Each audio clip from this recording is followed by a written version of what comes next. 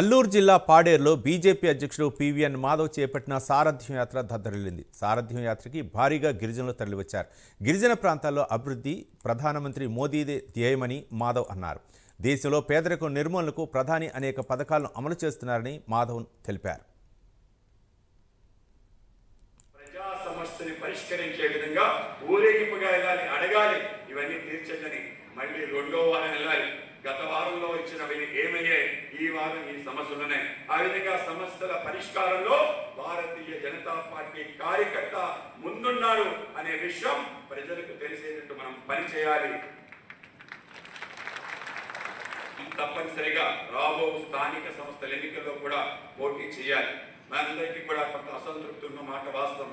ఇవాళ కూటమి ప్రభుత్వం ఉంది, మనకి అనేక రకాల సౌకర్యాలు రావాలి అనుకున్న విధంగా రావడం లేదు. కేవలం మనకే కాదు, జనసేన కానీ టీడీపీ వాళ్ళు కూడా అసంతృప్తి ఉంది.